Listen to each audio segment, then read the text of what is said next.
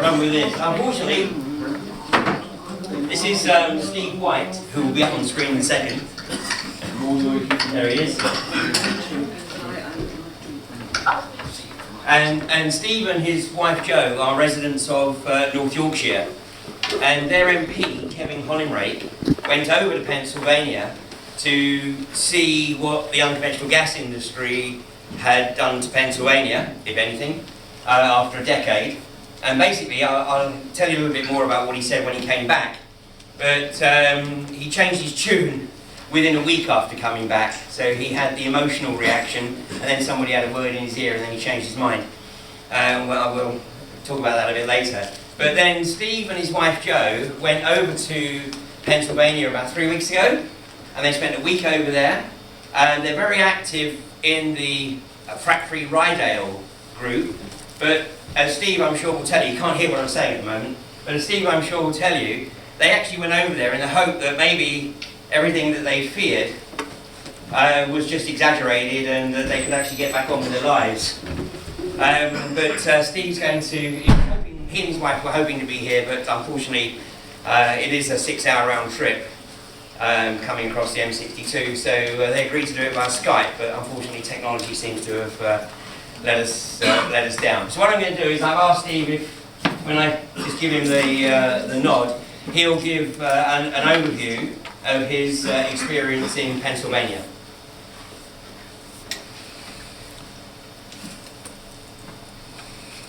Where's the text box?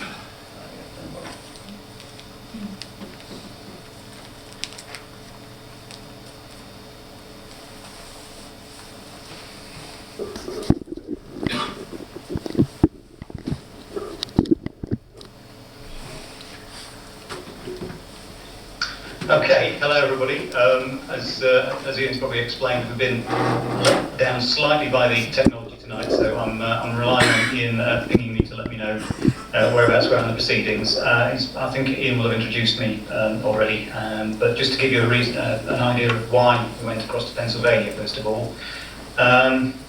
We've been heavily involved in Frack-free Rydale, and I don't know who I'm talking to in the audience, but probably like us, occasionally have moments of doubt. Think maybe we're wrong about this. Maybe it's all been overplayed, and maybe fracking isn't such a bad thing as the government.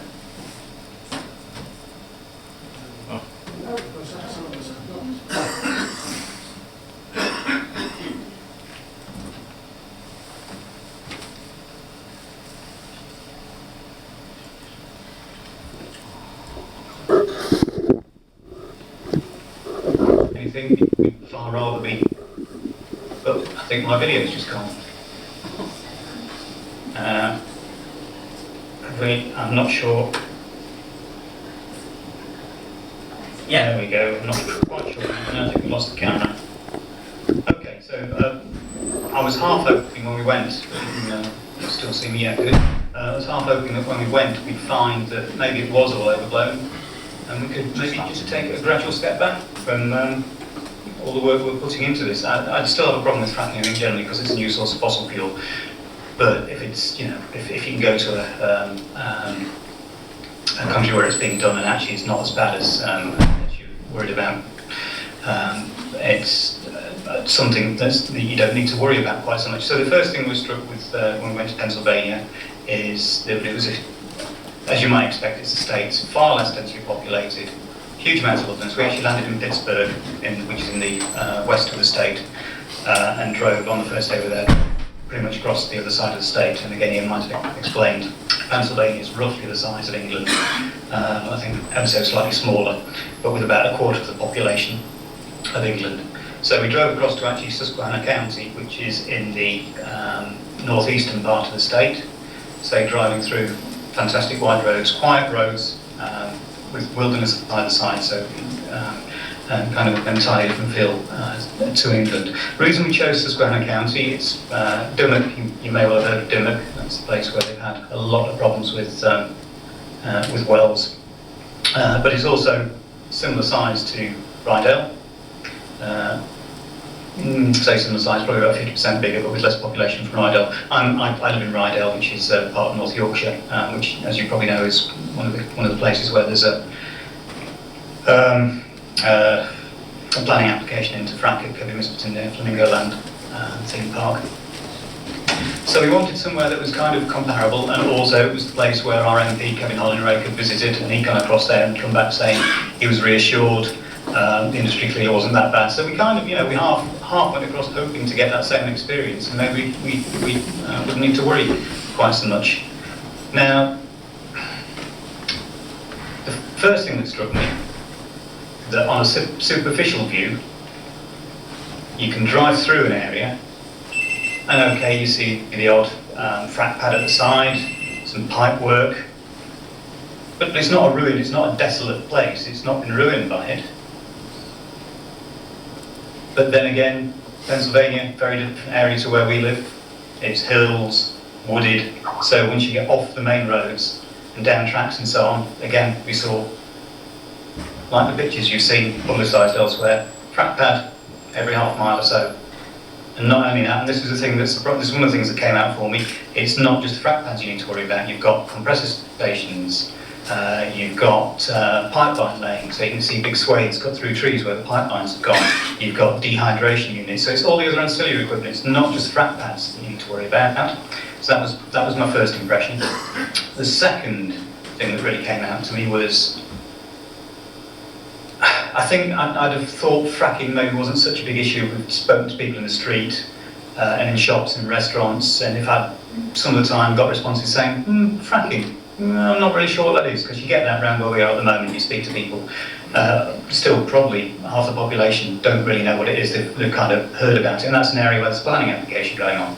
So I was thinking maybe if it's true that you can do this thing without it really having an impact on people, I'd be speaking to people who didn't really know much about it. What really strongly came out, every single person we spoke to, whether it was bar owner, people in shops, people in the streets, again, you walk around to English accent, people talk to you and say, why you hear what you know, and it's quite easy to get into conversation with people. Absolutely everybody, without exception, said, fracking, yeah, it's had a huge impact. Now, to be fair, not all of them said it was negative. There was one woman in a shop who was just buying something in the local shops, and we asked, said, what's your view on fracking? And it was quite interesting. She kind of lowered her voice, looked around, and said, well, actually, I think it's quite good because it'll bring jobs, or it's we're worried about young people leaving the area and not having jobs. I said, well, do you know anybody who's actually got jobs in the fracking industry? She said, well, no, but clearly, it's going to create jobs. And I think that's one of the things that the industry have done. I came out really strongly. They've really got their messages, they've got their narrative out long before people realised what was going on. So one of the first messages was great job creator. And again, later on in the journey, 3 or 4 days after, on the way back from Susquehanna back to Pittsburgh, we did actually stop off on a well site. One of the people we've been working with had a contact in the industry, and the guy down very kindly showed us around. Lovely guy, so nothing against, it's the thing you've got to remember. Nothing against the people working in the industry, but this was a guy from outside state. He'd moved into Pennsylvania about 4 years ago. He was hoping that the job here would last him until retirement, so probably not the 5-10 years. But with the way the market's gone there, and he said something along the lines of it's been done really badly, they just haven't thought it through, it's almost been like a gold rush, they've overproduced. He was going around turning wells off, so there's all the gas still in the ground, they just couldn't get it out, and he was now worried about losing his job. So it seems to be a very boom and bust, certainly the way they've done it, and the way they're looking at doing it in the UK as well. There doesn't seem to be a strategy for careful extraction. It's all about get all these pedals out, get the exploration licenses over everywhere, and tell everybody they've got to extract as much gas as they can. So, as I say, in the town, it was Montrose, which is the county seat of Susquehanna.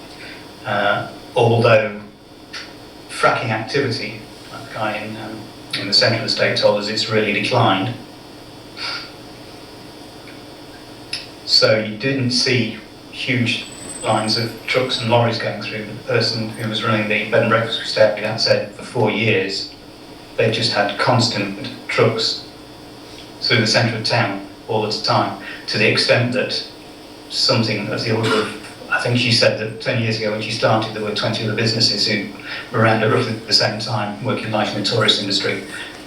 There were only 2 of them left, hers included, and it was basically because downtown, in the centre of town, she said you could stand on the sidewalk and you just couldn't hold a conversation because of the volume of traffic. So again, that's the other thing. It's disregarding all the stuff about health impacts, which, you know, the research still needs to be done on that, although it's coming and it's looking negative. You've just got the simple stuff like the effect it has on a rural area with countryside that isn't set up for this kind of industry.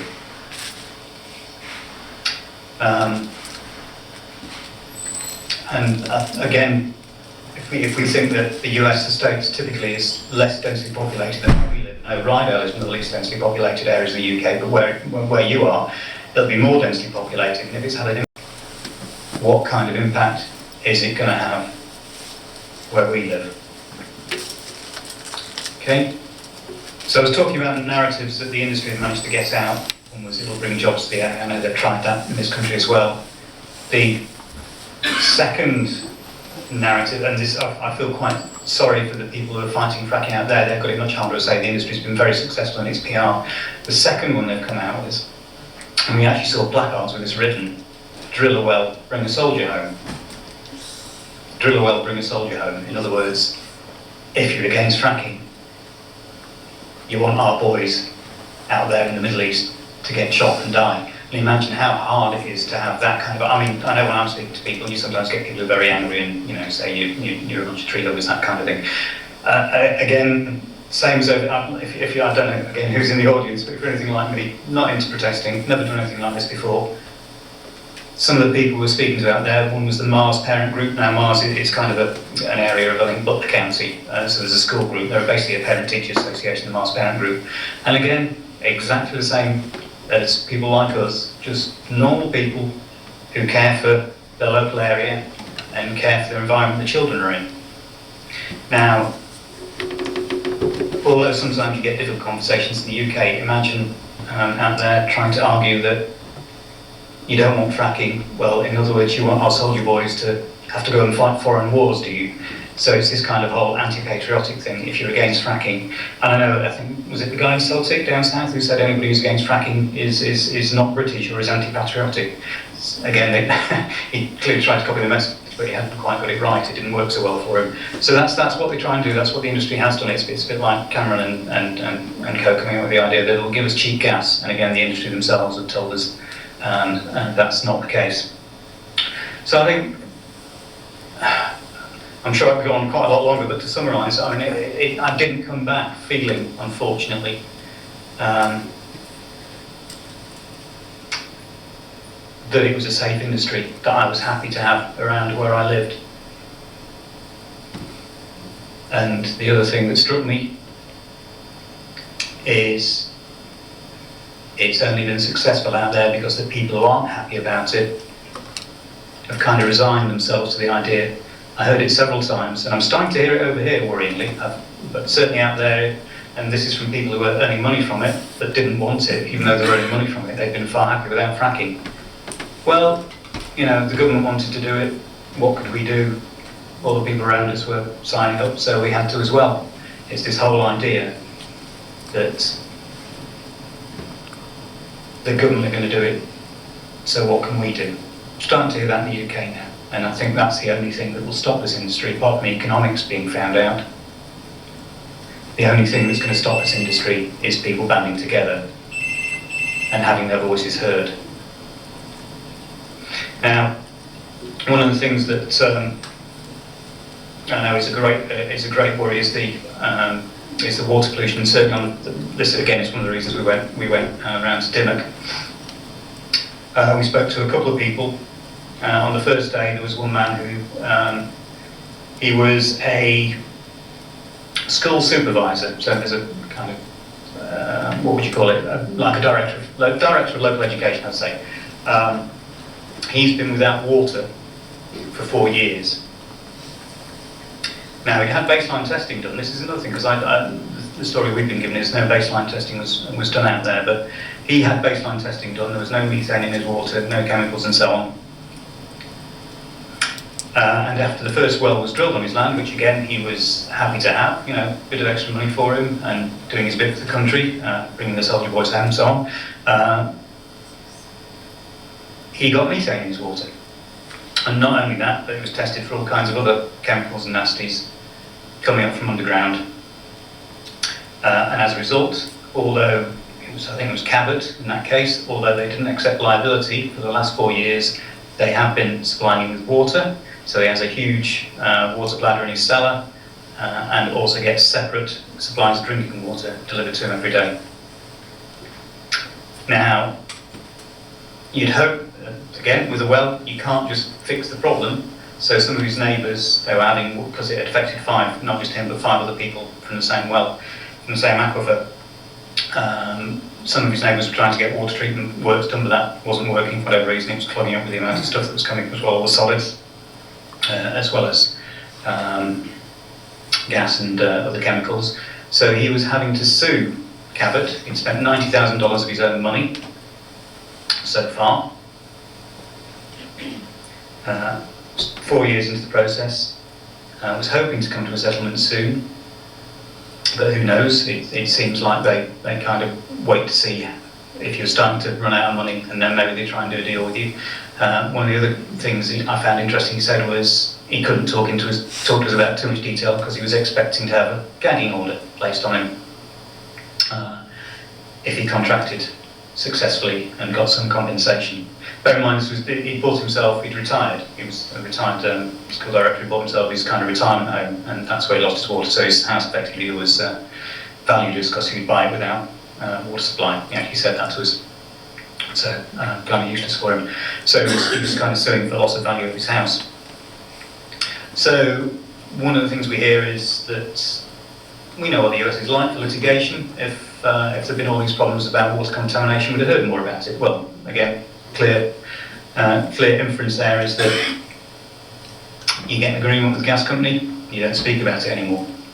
You can see why they do that from their point of view commercially, but it also explains why perhaps you don't hear quite so many stories about water contamination.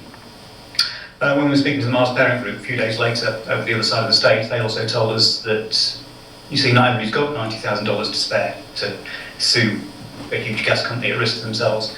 They were telling us about a group of 50 people, 50 families, I think in Washington County, south of Pittsburgh, who didn't have the money to start suing the gas companies, which meant the gas companies didn't have to worry about keeping them sweet and supply water. But they also didn't have the money to buy their own water.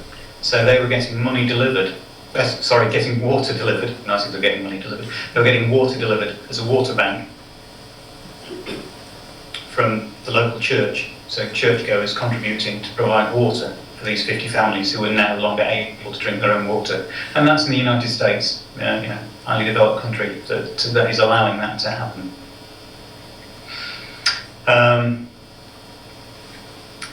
Not sure what else I can tell you about that. Ian, is there anywhere else you wanted me to, any other topics you wanted me to cover at that? Has anybody got a particular question that you want me to pose to Steve? Any more questions coming back? No. Or do we want to... what about, you were saying like there's much less... I can kind of answer any question you might want to ask about visiting over there, or if there's anything from yourself. I'll talk about that a bit later. So I think we're good with Steve, yeah? Yeah. So I'm just going to try a bit of Still applause. working, so I'm getting no feedback at all. So. Applause. Yeah. Indeed.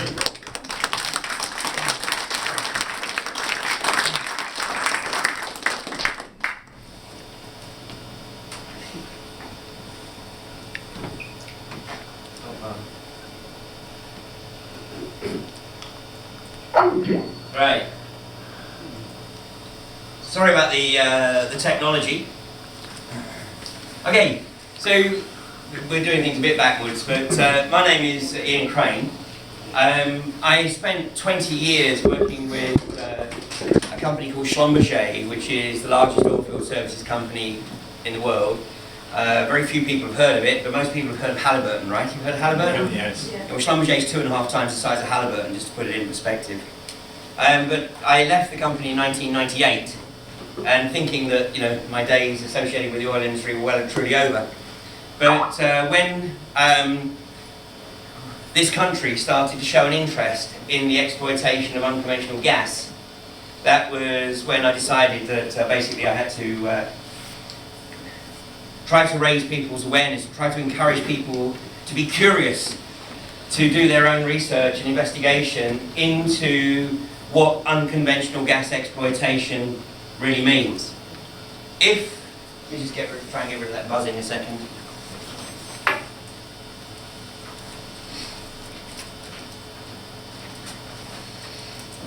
Do it the easy way.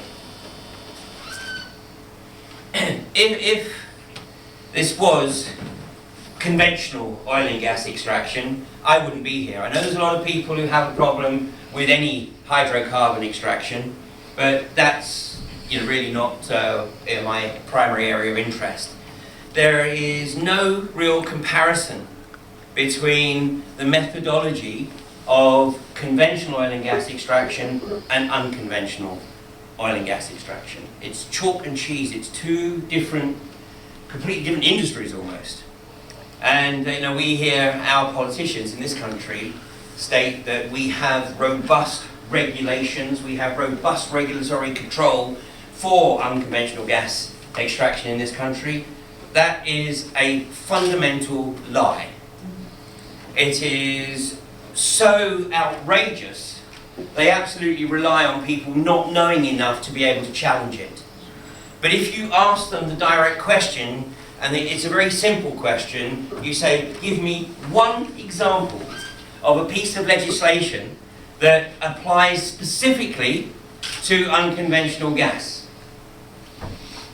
And there isn't one. All they've done is taken the regulatory controls for conventional oil and gas extraction, which we do have some pretty good regulatory controls in this country, primarily thanks to the Piper Alpha disaster in 1988. And that's what led to the industry being much more heavily regulated and controlled than it was prior to 1988. But for unconventional gas exploitation, we have nothing. And of course the massive difference, well, one of the massive differences, is the pressure that is applied in the wells. Because for conventional oil and gas extraction, when you sink the well and you open the well up to the geology, it's called perforating, you perforate the well, open it up to the geology, then because the hydrocarbons in the target geology have a natural pressure, once you open the well, they flow to the surface. With unconventional geology, otherwise known as tight geology, when you open the well, you get next to nothing. Because there is no natural permeability or porosity in that geology. So you have to create artificial permeability and porosity. And you do that through the process known as hydraulic fracturing. And we hear, particularly Michael Fallon, when he was the Minister for Energy, we hear the government say, yeah, but we've been fracking in this country for 30 years. We've fractured hundreds of wells in this country. Another out-and-out lie. Because the Department of Energy and Climate Change have themselves acknowledged in writing that only one well has been drilled and fracked in this country into unconventional geology. So only one well has ever been fracked using high pressure, high volume hydraulic fracturing, and that was the well at Priest Hall on the Fylde Peninsula in early 2011, which led to the two seismic events, the earthquakes. I mean, okay, they weren't tsunami-inducing earthquakes, but the first one was 2.7 on the Richter scale, second one was 1.5, and they were enough to cause minor damage, admittedly minor damage, to about 80 properties. And when I'm talking about the damage, I'm talking about ceilings lifting away from walls, door frames coming away from walls, bathroom tiles cracking. So nothing of a catastrophic level, but nonetheless damage, which of course, Quadrilla basically initially denied, but they denied that they were responsible for the tremors. They still denied that they were responsible for the damage. But in August of 2011, it was acknowledged that Quadrilla were most probably, which is government and industry speak for, yeah, it was us, were most probably responsible for the seismic events. So, what I'm going to do for the evening is just try and give you a little bit more of an insight into what's occurring. I want to show you this website, because this is, I'm going to try and encourage you to do, I'm sure many of you have already done your own research, of course, but this is the website of Fracking. And it's an absolutely superb website. It's an interactive website. You just put Fracking into your search engine, and what you see here on this map is the areas of the country that have been licensed for unconventional gas exploitation. Now, some of those licenses are not yet finalised because they're part of the 14th round, which was announced in August. And so there's over 100 of those licenses that haven't been definitively confirmed yet. And some of them I don't think will be. I mean, these ones down here in Somerset, these ones right down here, there, or right in the middle there is Hinkley Point C nuclear power station. Well, not yet, the Hinkley Point power station, where they want to build another one. So somehow I don't think they're going to be fracking in there, but that's what the government does to create the opportunity for negotiation. You know, it says, okay, we won't frack, just let us build a nuclear power station there. So some of those areas I don't think are very realistic, but look at the north of England. Basically, this area here, right across the country, is quite possibly one of the richest repositories of unconventional gas on the planet. Now, I wouldn't go as far as to say, you know, it's like the North Sea or Saudi Arabia, because we just don't know. But it's not the land area of the Boland Shale, it's the thickness. Right across the country, the Boland Shale, which lies at a depth on average of about 5,000 feet. So in other words, you know, you don't get to the top of the Boland Shale until you've drilled down about 5,000 feet. But the Boland Shale is on average 5,000 feet thick right across the country. In some places it's 11,000 feet thick, in some places obviously it's a lot less. But the average is 5,000 feet. So when you hear this industry tell you that this is a transition industry, no, it's not. Because once they get their bits in the ground, they will want to milk this, and they're going to be here potentially for 30 to 40, maybe even 50 years. No, exactly. They're not even going to be there for one. But on this website you can drill down on it, no pun intended. But you can go down into more and more detail. And of course, as we get down into Cheshire, you see this whole area here. This is Quadrilla. And the purple is all iGas. Now, iGas, in my opinion, is pretty much on the brink of bankruptcy. They announced their half-yearly results a few weeks ago, and they made a loss of £19.3 million. The stock price, which almost exactly 2 years ago, in January of 2013, the iGas stock price was £1.60 a share. Today, I don't know what it is exactly right now, but it was about 19.5 pence. Did it go down to 17? It actually dropped down under 17 briefly. Yeah, it dropped down to about 16.5 pence. Yeah. Now, iGas does actually produce oil. It produces conventional oil from a number of wells that it's got in the south of England. It's producing about 300,000 barrels of oil a year, which when the price of oil was over $100 a barrel was very nice, thank you. But with the price of oil where it is right now, which is just over 40 bucks a barrel, that's why they're making £19.3 million loss. And unconventional gas is much more expensive to extract. In fact, the break point for unconventional gas, in my opinion, in the UK is about $75 a barrel. And right now it's just over 40. So there is no way this is a viable industry. Period. And as you heard Steve say in Pennsylvania, you know, they're shutting down the industry. I mean, it's been there for almost 10 years. And basically, the wells are producing, but the rigs are shutting down because there's just no viability. With the mantra of the market deciding everything, why is the market backing it? Well, we'll see what's, because there may be a deeper agenda, and again, no pun intended, Yeah. but there may be a deeper agenda here. But I mean, this is why, what's been going on around here is so important.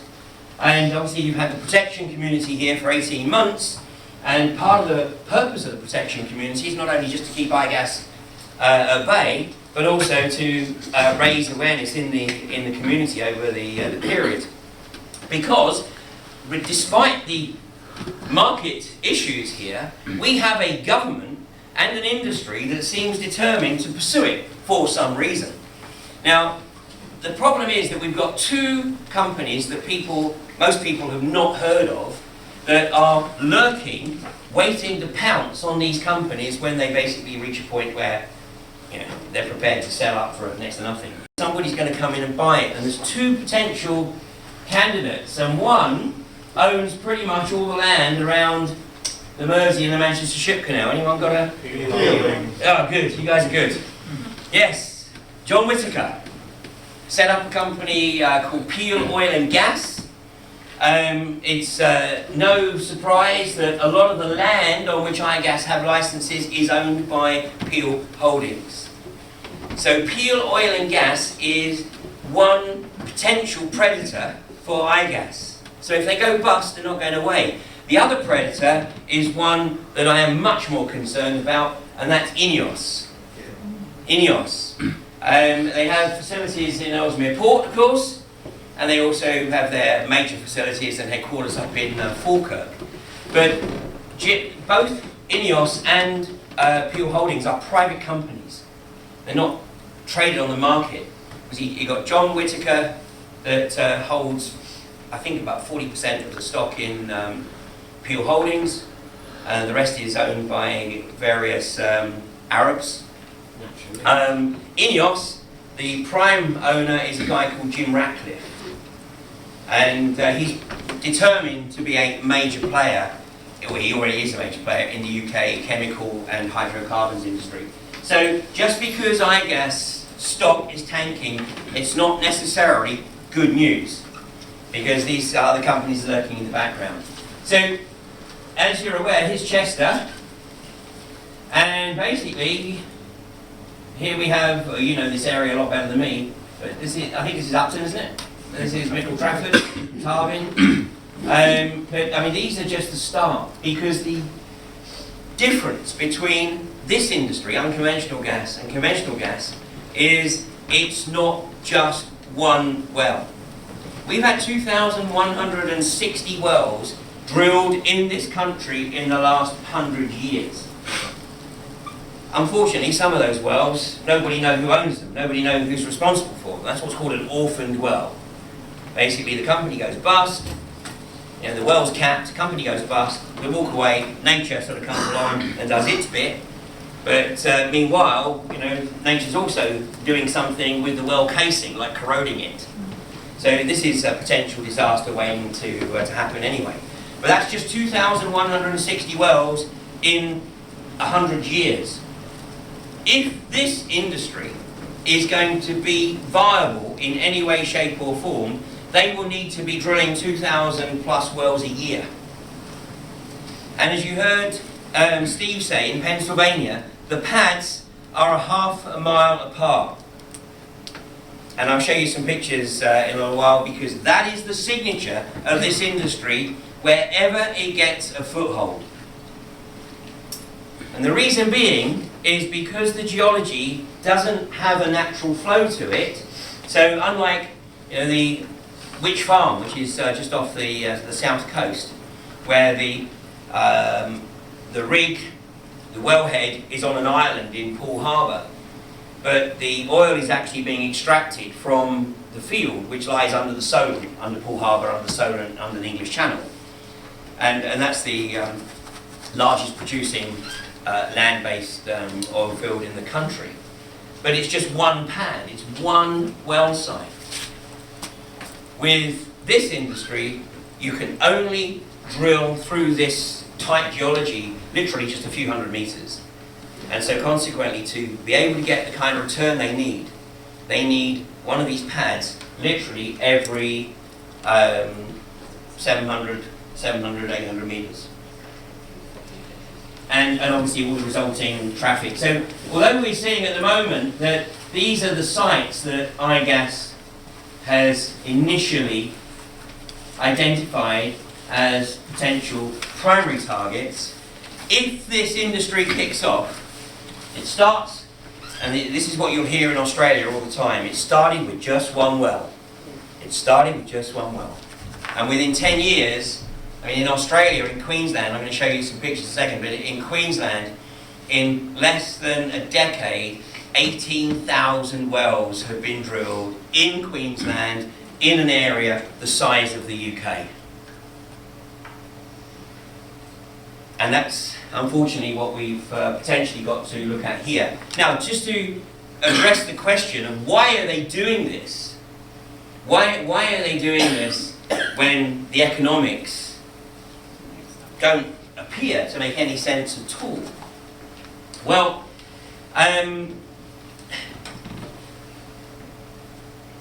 16 months ago, the British government released a white paper called Deep Geological Disposal. This country has a massive problem with toxic nuclear waste.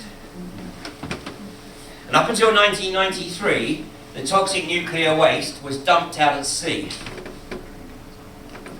And a big chunk of it was dumped down in the English Channel, in the Herd Deep, just north of Channel Islands. But of course a lot was also dumped in the Irish Sea. But in 1993, the international legislation was changed and it was no longer possible to dump nuclear waste, although some is still being pumped out to sea, and the British nuclear industry argues that pumping it out to sea doesn't constitute dumping. Anyway, there's still a massive problem, and of course the toxic nuclear waste is accumulating. Right now it's maintained in temporary storage facilities which tend to be on site, i.e. on the nuclear power stations, on sites of nuclear power stations, or military installations or research establishments. But the British government is looking for a more permanent solution. And up until a couple of years ago, not even, it was hoping to be able to build a deep underground storage facility in Cumbria, in a place called Allerdale. Yeah? And the people of Allerdale, well, the local authority in Allerdale, it's up here, the local authority in Allerdale had basically said, yeah, okay, build it here. Because obviously the money that was being thrown at them, £40 million, the money that was being thrown at the community basically said, yeah, we'll take you 40 million. You know, we've got a nuclear power station down the road, you know, we're used to nuclear, we know the problems it causes, build your disposal facility here. But Cumbria County Council overruled them and basically said, no way, no way. You know, sorry, you're not bringing it here. So, the white paper was presented, and the white paper alludes to the possibility of finding another location in the UK, not in Scotland, because Scotland said you're not doing it up here, but another location in the UK to build this deep underground facility. And right now, Radioactive Waste Management, which is a subsidiary of UK Atomic Energy Authority, are going around the country, or about to go around the country, trying to persuade communities to say, yeah, bring it on. Okay, now, is there anybody here, by the way, who would think it's a great idea to build a deep nuclear waste disposal facility under Cheshire? Right.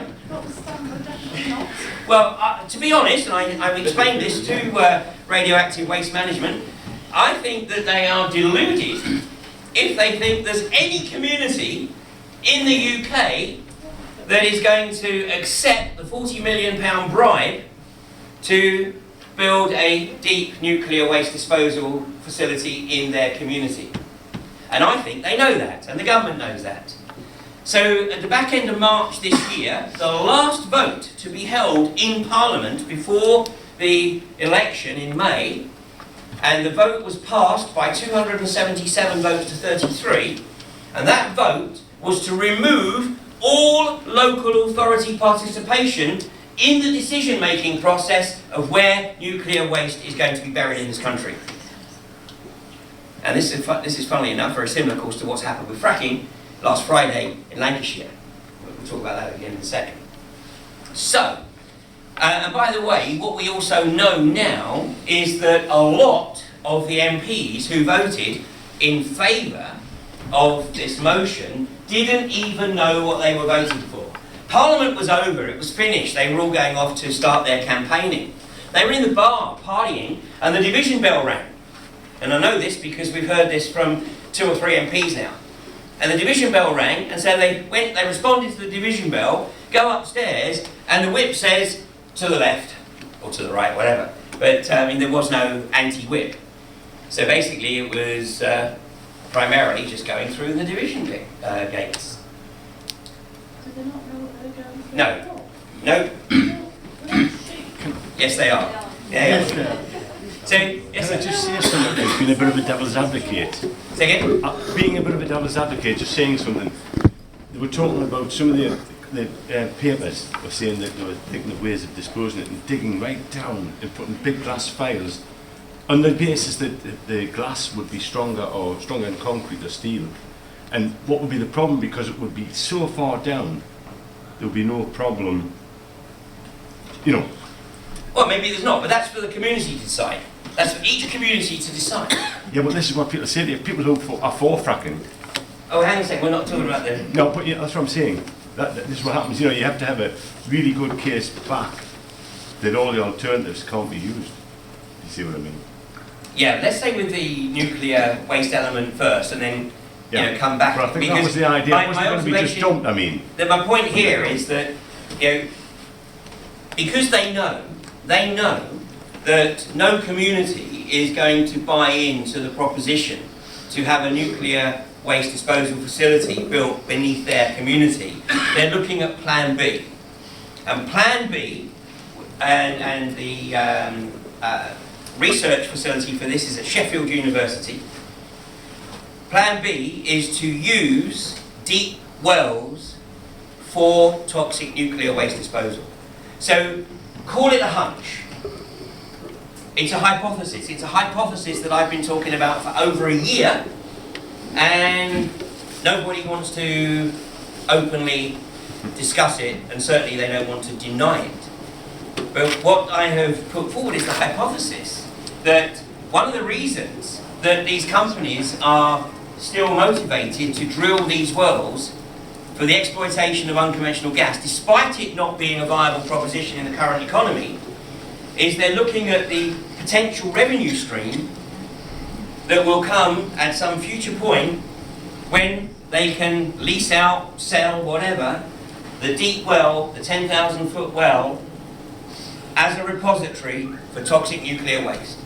And if you want to see a bit more about the research, then just search for deep borehole disposal, Sheffield University, and I think the professor that's driving that is a guy called Fergus Ginn, and they're actually looking to do some trials in the US, but ultimately I think that that's what they're looking at maybe a couple of decades down the road. Deep borehole disposal. Have any trials already been done? Because I seem to remember reading an article about them mixing these sorts of toxins in with concrete and leaving it in the US in some of the boreholes there. Have they not already tried something? I believe they have. I mean, Halliburton have had numerous patents, certainly for the last 30 years, of getting some of this waste disposed of in the wells. And I mean, what the industry gets away with in the US, I'd like to think it wouldn't get away with here. But what we're seeing is that the British government works on the basis of hopefully nobody will notice what we're doing. That their attitude is we want you to vote for us and then just leave us alone.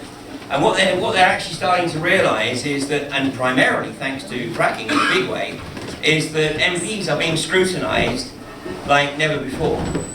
People are actually starting to ask the questions and to educate themselves. So, going back to your area here, I mean, don't think for 1 minute that if iGas do get their bits in the ground, that it's only going to be half a dozen or a dozen wells spread across that area.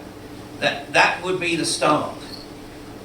And what they do is they work on the principle, obviously, of drilling a well as far away as they possibly can from the previous well, and then they come into the middle, and they keep coming into the middle until you end up with a situation like we got in Queensland and in pretty much every state in the US that has an unconventional gas play, which is North Dakota, Pennsylvania, Colorado, Utah, Texas, Virginia, and Idaho.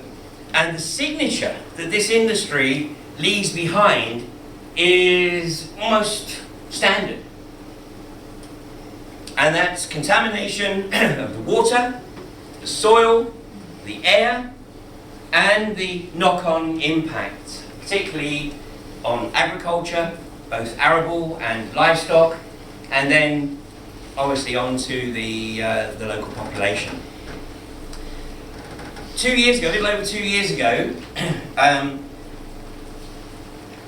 Professor Robert Oswald wrote an open letter to David Cameron, which was published in the British press. And Professor Robert Oswald had done some research with a vet, Michel Bamberger, and they had been to a number of states in the US where this industry had got itself established, and they were researching the impact on farming communities. And the open letter basically was encouraging David Cameron not to rush ahead with this industry in a country that, as small as ours, as densely populated as ours, that was as reliant on its agriculture as we are, because his prognosis was that if this industry got a foothold, then it would destroy agriculture in the UK within a generation. Now, 2 years ago, the government claimed that, well, you know, this is all anecdotal. There's no scientific evidence to support this. That's not true today. That's not true. Scientific, peer-researched papers are being produced in the US and in Australia at a phenomenal rate of knots. And it's pretty easy to see who's the prime funder behind these papers, because you can pick up papers that claim there's no problems, and you can obviously pick up the papers that identify that there are, you know, very, very real and significant problems. A year ago, exactly a year ago, I was out in southern Queensland. It was my second visit to the gas fields. The previous time was 2 years prior. And in fact, it was when I was out there in 2012 and getting a tour of gas fields, and I won't say I was bragging, but I was making the observation that, you know, at least, thank God, we had a moratorium in the UK, because the moratorium had been put in place basically in the August of 2011, after it became evident that, you know, Quadrilla were responsible for the seismic movement there. So I said, well, at least we got a moratorium, and hopefully, you know, hopefully now people will do the research, and you know, that moratorium will turn into an outright ban. How wrong could I be? Because literally, I came back from that trip, and literally within a week, David Cameron had lifted the moratorium and basically said, you know, we want to get fracking. So, well, here we are 3 years later, and we still have not had a well drilled and fracked. I think there is the distinct possibility that Rathlin Energy started to frack the well at West Newton in, what would that be, last year, yeah, about August of last year. And the moment they started to frack, they lost control of the well. Now, they are denying that they actually fracked, but a piece of video has recently come into the public domain, which may suggest that that's not strictly true. And actually putting the pieces of the jigsaw together, it looks like they pressurized the well. They thought they were going to be able to do the frack, but as soon as they pressurized the well, they lost control of the well, and they had to go through a very expensive intervention process. They had fire in the hole, fire in the well as well, and that ended with that well being completely shut down. So the track record in this country isn't that great so far. And yet, we've still got a government that says, yeah, we're going to push ahead with this. So let me just pull up some things here.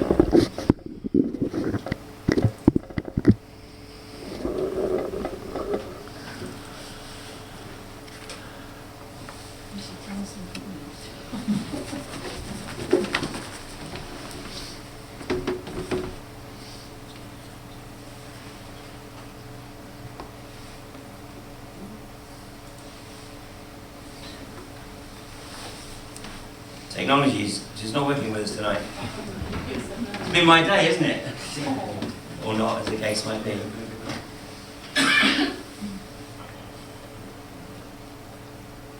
There we go, sorry.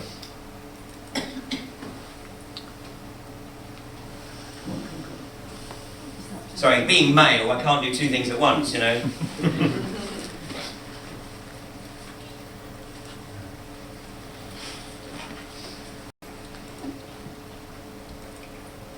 Right, just a couple of things. This is Kevin Hollyrake, by the way. This is the MP that went over to Pennsylvania from North Yorkshire to investigate for himself, because he was hearing all of these stories, about fracking.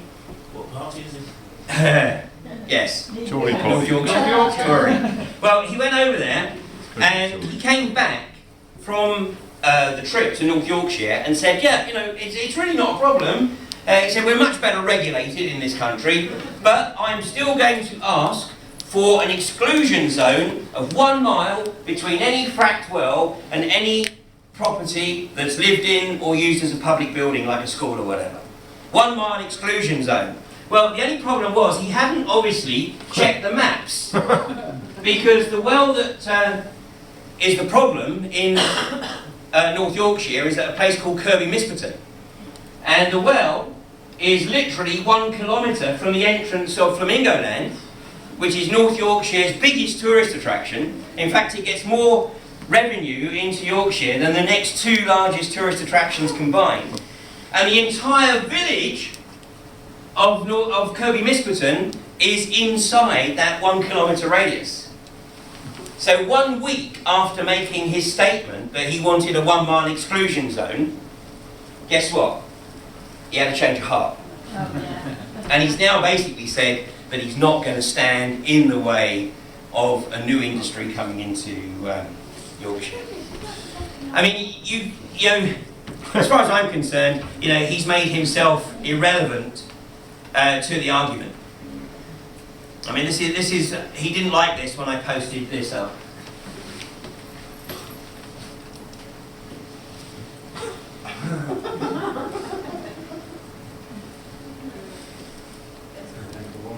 He told me I was being abusive. No shit. I mean, what do they expect? I mean, these guys, they're elected representatives, and basically, it's when it comes down to the nub, you find out who they truly represent. In Manchester, during the Barton Moss campaign, Barbara Healy, to her credit, Barbara Keeley, the MP, she never wavered from her statement that she would resist any fracking in her constituency. And basically, the industry and the government said, like, we care what you think. This is their attitude. And although, it's really important that obviously we do try to resist this at every appropriate opportunity. So, we resist when they're putting in the planning applications, but ultimately, what we are seeing is that we're just going through a charade. And of course, that all came home to roost last Thursday evening. Ironically, Friday was Lancashire Day. But on Thursday evening, the Department of Energy and Climate Change announced that although the appeal hearing that Quadrilla had called after Lancashire County Council rejected Quadrilla's applications to drill 2 wells at Rossiter and Preston New Road, but although the appeal hearing would still be chaired by a planning inspector who would write his report instead of what would normally occur, which is the planning inspector making the final decision, the government has said, well, the planning inspector is going to give us the report and we're going to make the final decision. So you know what the outcome of that is going to be. You know. I'd like to think I'm wrong, I'd love to be proven wrong, but unfortunately I have a nasty feeling I'm not. Because this is, you know, what we're seeing. We're also seeing in every council, I mean, I have attended more council meetings in the last 2.5 years than I care to think about. But that's parish council meetings, town council meetings, county council meetings and district council meetings. And they go from literally sublime to ridiculous. Rydale Council, which got a 5-year, or passed a motion for a 5-year fracking moratorium in Rydale. Every parish council and every town council in North Yorkshire has voted for either a fracking ban or a 5-year moratorium. But of course the ultimate decision is with North Yorkshire County Council. So North Yorkshire County Council are certainly under some pressure, obviously because of the decisions that have been taken by the parish and town councils, but you know, they're not required to necessarily stay with them. Okay, in no particular order. Here's the document that I was referring you to. This is the white paper that the British government published in July of 2014, implementing geological disposal. Okay, in that paper, it shows you where the nuclear waste is held today, and you don't even need to read the document. You can look at the pictures and see the graphic which spells out the 100-year agenda to turn this country into a toxic nuclear waste dump.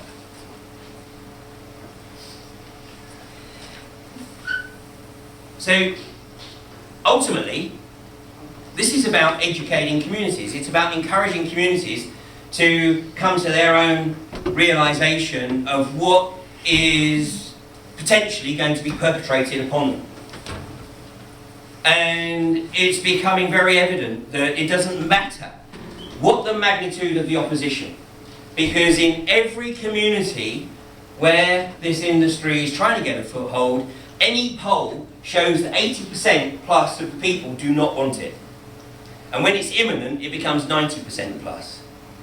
In Pennsylvania, by the way, it's still 80-20, but there's a difference. Because in Pennsylvania, the landowner actually gets a 20% royalty.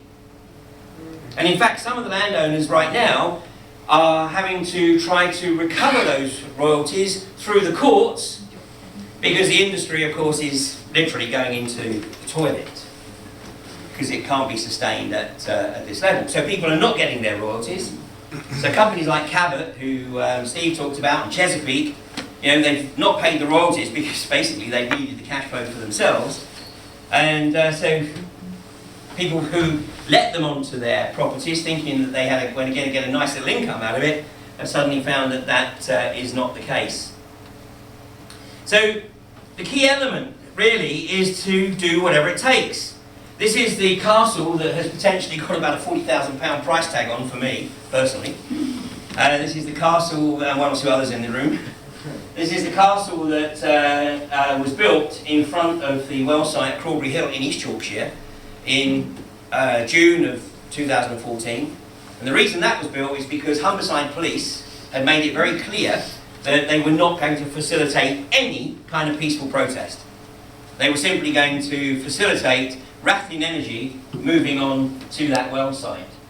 Well, we kept them off for 3 months, went to court. The court eviction order obviously went against us. Costs were awarded against us. They're still trying to pursue that. Good luck. And on August the 12th of this year, Rathling Energy announced that they would not be going to Crawley Hill. So right now they are actually in the process of closing down the well, abandoning the well, and then they will return this well site to its former agricultural glory, which you can see around it, by April of next year. And of course, you know, more locally, you've had the camp really here at Upton ever since the Barton Moss camp finished in April of 2014. But this is why the government has a problem with the anti-fracking community. Because one of the decisions that, fortunately, a few of us took back in early 2013, when there were just 4 anti-fracking groups in this country. 3 on the Fylde Peninsula and 1 in Sussex. And I had just come back from Australia, remember? And what I had seen in Australia was how ineffective a national organisation is in countering this industry. Because by definition, a national organisation almost has an existential attachment to the industry, because it needs the industry to be able to, you know, continue to get an income from donations, etc. And so in southern Queensland, where there's been nearly 18,000 wells drilled over a decade plus, about 12,000 of them are actually on the brink of production. Most of that's going to go to Asia. But a national organisation is real easy to infiltrate and to control.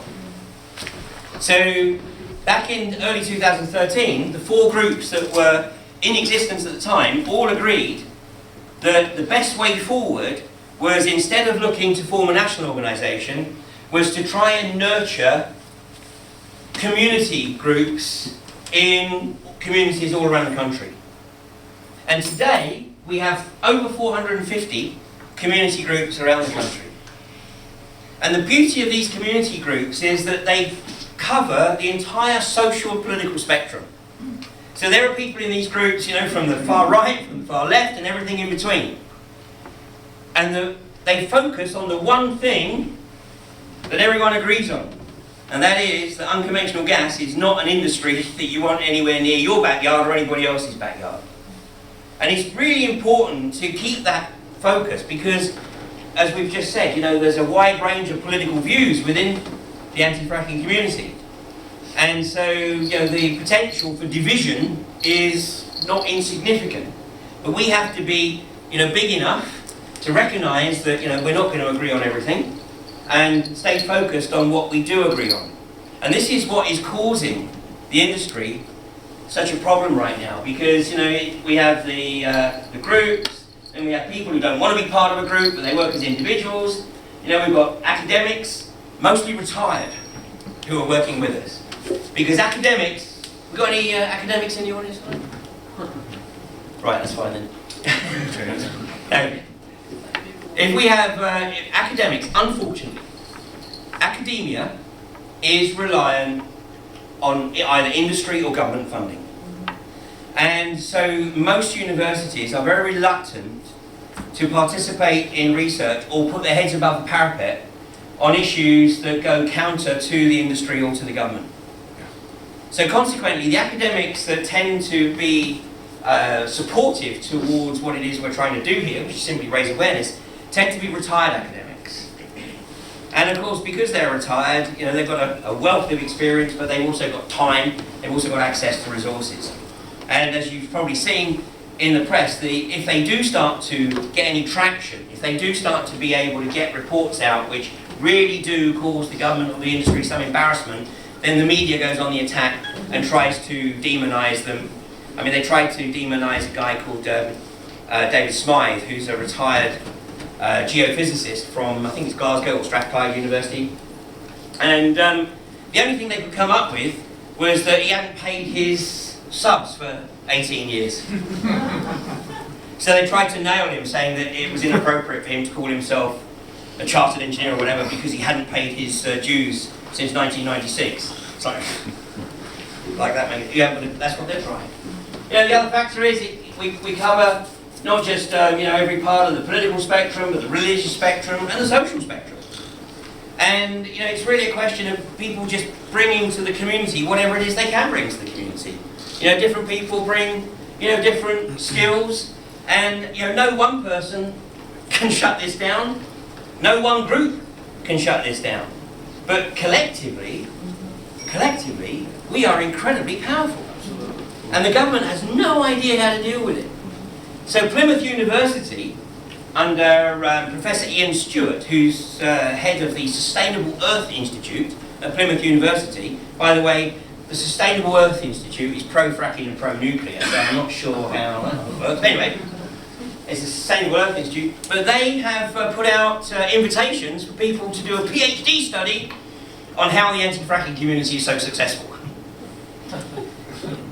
Because they don't know. They have no idea why it is that we've been as successful as we have been in raising awareness. But it's very, very simple because, you know, I'm just about to say something that you will never, ever hear anybody from the industry or the government say.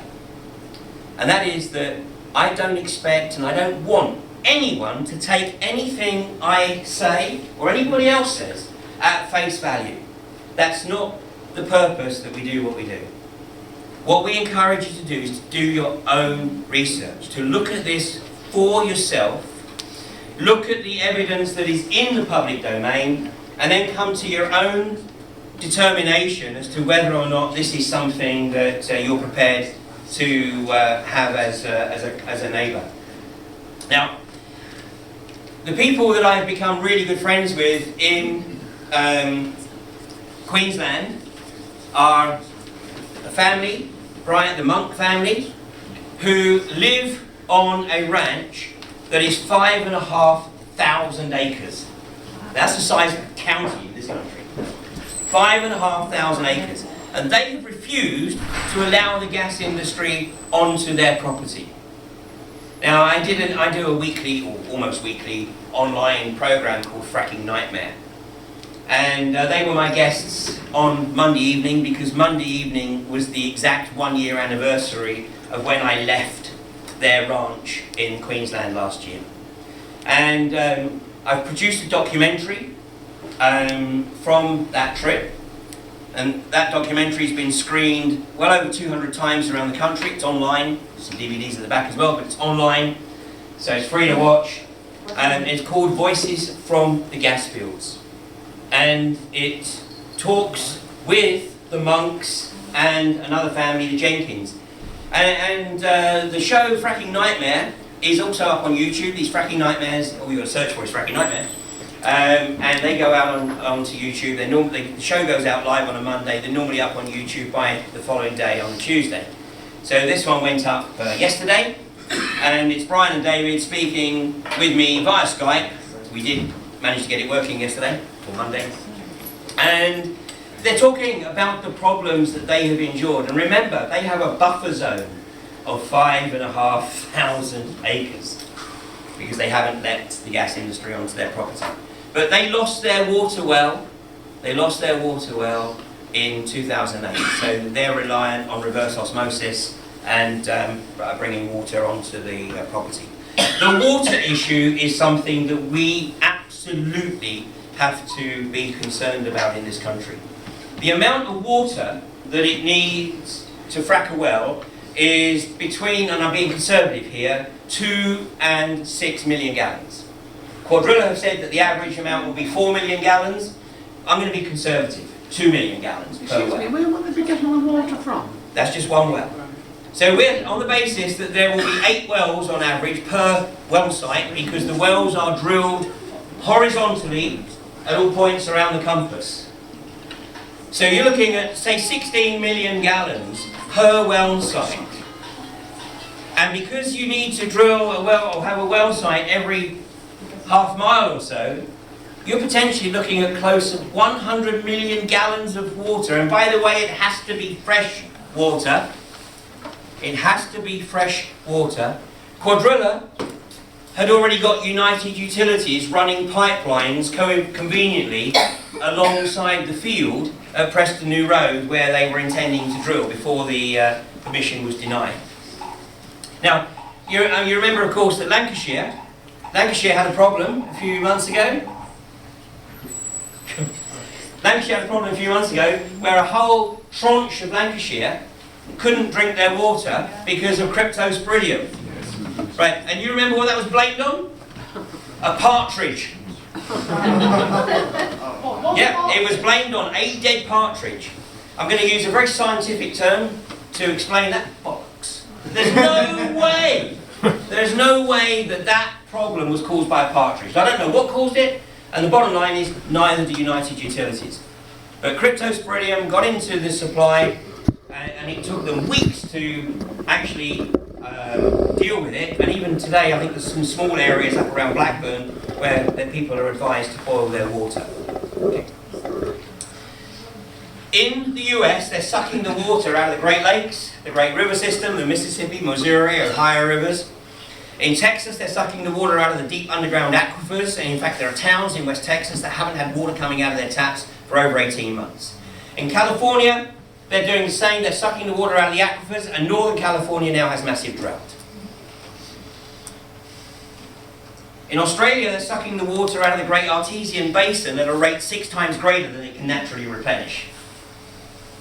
Here in this country, we are reliant on the natural weather system for our water to replenish our reservoirs and our aquifers. And obviously, over the past couple of years, I've spoken to a number of hydrologists, and every one of them has confirmed that we have a pretty good idea about the interconnectivity of the aquifer system beneath this country, but we don't know it definitively. You only have to have 1 week of hot summer and we have our house pipe. Exactly, exactly. So then we have the industry that says, but you know, don't worry about it. The same amount of water that it takes to irrigate a field of wheat for a season or irrigate a golf course for a month. But when you irrigate, water does one of 3 things. It irrigates, it percolates, or it evaporates. But either way, it stays within the closed loop system. With fracking, because of the chemicals, and although the industry says, don't worry, you know, we're only going to be putting in chemicals that you're going to find under your sink. Yeah, but I don't want some of those chemicals in my kettle. But the industry says, you know, we're only going to use this amount of water. What they don't tell you is that once they've mixed the frack chemicals with it, basically, it's contaminated. And the big problem is as well that 40% at least of what is pumped into the geology is lost. And when the technical director of Quadrilla was asked where this goes at the shale gas conference in London last year, he was asked where this 60% or so that we lose, where it goes, and he went, well, we've got no idea really, have we? No, they haven't. It's a time bomb. It's a time bomb. You know, the frack fluid, because that's what it is once the chemicals have been added to it, once the frack fluid is pumped underground, the frack fluid does what it's designed to do, which is just keep on going, like a Duracell battery. Just keeps on going. It's creating artificial permeability and artificial porosity. And eventually, of course, what it does, what it's proven to have done, is create artificial porosity, artificial pathways into more porous geology, and then ultimately into aquifers. And in some cases, as you can see in the documentary, literally the gas percolating up through the soil, especially when the soil is moist. What will that happen when they put the nuclear waste down there?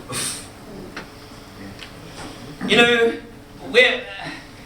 we seem to have a bunch of politicians that are incapable of thinking rationally, or certainly beyond the next election.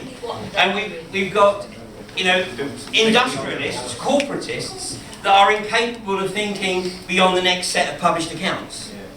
And basically, I mean, look at what's happening around you. I mean, on a deeper issue. I think you thinking that they're a bit stupid is wrong. If they know what they're doing, that far ahead. If the politicians know what they are doing, then basically they are mentally ill. Yes, we all know that. So, you know, because if I told you that, look, I've got a great plan here, you know, I'm going to get some gas out to provide a bit of gas, but of course it's going to poison future generations, but you're not going to have to worry about that because you won't be here. You know, it's future generations. So, I mean, this is the crux for me. This is my motivator. I'm not an activist. Neither is, well, there's some that might argue with that now, but I mean, I didn't set out to be an activist. It's not, you know, traditionally what I've done. But this motivates me because I know from my experience what this industry will do to this country. And the evidence is there for all to see. You know, when I hear politicians say, oh, but that's the US, or that's Australia, you know, we're different because we speak in deep gravitas English voices. And we're going to tell everybody that it's much safer here and we have much more regulatory control. And that's, you know, they just try and steamroller people. And they are assuming, and by the way, a lot of the areas that have been targeted in this country are Tory-held areas. What's the council here? Labour. Just since May. Since the election. So it's been what? Since the election, it's been Labour. Just since the election. Since the election. Okay. A lot of that Cheshire area. Yeah, I'm sure it will. Well, interestingly, what they're doing is they are deliberately targeting primarily Tory-held areas. And that, you know, North Yorkshire is Tory through and through. But they're not stupid. What they've worked out is that that whole area of North Yorkshire is the largest area of England with the fewest number of MPs. And they're all Tory. They're all Tory. And their perverse belief system is that, yeah, you know, we'll let the local people think that they've got a say in the matter. You know, we'll let them go through the process of appealing the planning applications and, you know, then putting in judicial reviews and, you know, doing whatever it takes. But when it gets to the end of the road, they will uphold the rule of law and just say, oh well, we tried, and back off. And that is where we have to be able to say, well, sorry, but that ain't going to happen. You know, in North Yorkshire, in Kirby Misperton was a slow burn. Now, I gave a presentation in Kirby Misperton just a little over a year ago, and there were people in Kirby Misperton, where the KM8 well is, who were really, you know, out of the loop. They had not taken an interest in what was occurring literally around the corner from them. And in fact, the village hall was 400 metres from the well site. And I put a picture up of the well site, and I said, who can tell me where this is? You know, there was about 3 people in the audience who knew where it was. But now, of course, everybody in the village knows what's going on. And the one thing that I am very confident about is that the village of Kirby Misperton will be turning out in very significant numbers, along with a lot of other people from North Yorkshire, and quite probably from elsewhere in the country, to do whatever it takes to prevent Third Energy from fracking that well at Kirby Misperton. Because if they frack that well, that will be the thin end of a very, very fat wedge. You know, so it's the same right across the country. The residents of Borkham prevented Quadrilla from fracking the well at Borkham in the summer of 2013. The protection community at Barton Moss, although iGas were never intending to, or not at that time, frack that well at Barton Moss, they were telling the local community that it was a shallow well and that they were only going to drill as far as the coal measures for coal bed methane. Yet when we got hold of the plans, it was very evident that this was an exploratory well going right down to the bedrock beneath the Owen Shale. Excuse me, is some of those over where Manchester was? Yeah. Right, well, if the water does go, and if you've got potential, quite a few million people in Manchester there, yeah, that will have not any water. Well, do you know what the argument is in Manchester? You know, and I've heard iGas say this, but Manchester doesn't have to worry, because Manchester gets its water from Thirlmere. Yes, but the thing is, you've got like a couple of million people with no water. You're going to have like saying, oh, well, I think riots would be quite, you know. Yeah. I don't think they care about the riots. But I mean, but what is the point? What is it going to take? Because I think, I mean, they've already created the seismic events in Blackpool. They've already had the well failure at West Newton, which was the other frack.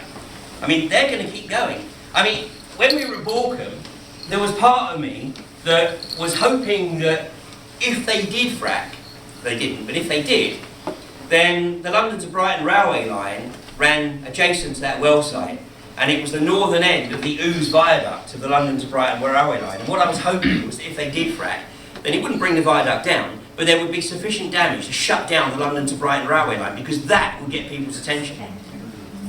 But you know, what is it going to take? So, Can I ask, the geology of it, taking aside anything else, conveniently matches with the politic of it. If you're doing this If this was an unpopulated island and you were looking for gas, would you start here? No. And the reason being is because of the geology is not ideal, because it's heavily faulted. You know, So if the UK was unpopulated and you were looking for gas, in Oh, this manner, where would you go? if it was first? completely unpopulated, Yeah, you know. well, If I you mean, just- you know, I have a real if geology problem. was the only thing involved. No. Because I think, I mean, this industry has other problems. I mean, I'm just scratching the surface here. Yeah. But then we have the other issues of the methane leakage. I mean, you know, one of the biggest issues in Australia is the methane that is just leaching out into the atmosphere, both intentionally and unintentionally. And methane, I mean, I'm not going to get into the whole climate change issue, but I mean, you know, methane is if you're worried about CO2, you better start worrying about methane, because methane is many, many times more of a problem than If you want to CO2. start in the north of England, that would be the best place to start. I mean, for me, unconventional gas is something we don't need. No, completely. You know, Yeah, okay, if this was a planet that we travelled to take gas from, you know, just mythically, where would the geology in the UK best suit it first? the bone and shale. Yeah, it is, right, that's fine. That's what I'm trying That's right, the the bone and politics shale. matches up with the geology. Yeah, there's no question. That's fine. And You know, the second area, by the way, I'm not challenging you. the second area, and this is what's so outrageous. Okay. Yeah, I've got the wrong graph up. But the second area is the central belt of Scotland. Right. The most densely populated part of Scotland, literally from Glasgow right across to Edinburgh. And by the way, you know, I haven't even yet got on to underground coal gasification. Is there any in Scotland? What? They're trying the wells up there. Yes. They haven't. They drilled some exploratory wells probably about 15 years ago in Scotland. But the At a place SNP will called kick them Ayr. out, yeah? The SNP will kick them all out. Well, They're not broken. no. The SNP are waiting until the elections in Scotland, the Holyrood elections next May, Yeah. and I can pretty much guarantee that if the SNP get a majority in Holyrood next May, they will lift the moratorium. Because INEOS, which is based in Falkirk, Jim Ratcliffe has the Scottish Parliament right where he wants them. On the day that Nicola Sturgeon announced the moratorium, in the morning, she'd had a meeting with Jim Ratcliffe. It's a way of filling in the hands, isn't it? I don't think that you're never going to hear the SNP talking about another referendum. The SNP knows that it hangs onto power by the promise of a referendum. So I think that Scotland's got a real problem, but they know it, and they're on the case. You know, I think the problem we've got in England is, can we motivate communities to do what needs to be done and effectively stop this industry from kicking off? Because I know what they're planning to do. What they're planning to do is somewhere probably towards the back end of next year, they are looking to try and establish probably about a dozen drilling operations around the country, because they believe that the focused anti-fracking community doesn't have sufficient numbers to be spread across about a dozen well sites. What's the feeling up in Upton at the minute? Is anyone from Upton here? Yeah. So, community-wise, how big is that opposition? Well, I guess that we'll find that out when the Well, the local council. In the survey said they wouldn't want fracking or any exploratory drilling. The local councillor, the Labour councillor, went on a ticket of frack-free Upton, so he's obviously on the case. Yeah, you have Matt Bryan, don't you, Matt Bryan? Matt Bryan, yeah. I know he's very For active. Labour, there's been two conservative candidates there for many years. They split it and actually got a Labour candidate to take on anti-fracking. They've done street surveys in Upton, haven't they? Quite a lot. I think they've done about 2,000 individuals, and it's around about 84% position, which is like the national. About the national. That's what I'd expect to see. Yeah. See, look, this is what's happening. That's from the area that Steve went to visit, the Marcellus Shale area over in Pennsylvania. And that's what's happening. You can see the blue line is the gas production, because that's the wells they drilled. But right now there is a glut of hydrocarbons on the planet. There is enough oil and gas in storage at the moment, or in transit, so that if all production right across the world was shut down today, nobody would have to even think about cutting back on their usage for over a year. That's how much of a glut there is on the planet right now. And much of this has been caused effectively by the US looking to become a net exporter of hydrocarbons. So, you know, right across the whole of the US, all of these shale plays right across, and they are, you know, they're large in area. They don't have the thickness that we have in the Boland Shale. They don't have 5,000 feet thick. It's a lot thinner, but they have the larger area. But it's the same pattern everywhere. The gas production is rising, obviously more gently now because there's no more drilling, but the rigs are effectively sort of going into storage. And I'll just show you, you know, what that, in terms of the pricing, because this is, and when we're talking about gas, the driver is always oil, because most major industrial users have the capacity to power their facilities on either oil or gas. And the handover, the switchover is almost seamless.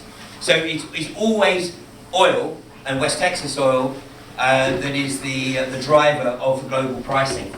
And you can see, you know, that the price over literally the last 18 months or so has come down from over $100 a barrel to just over 40.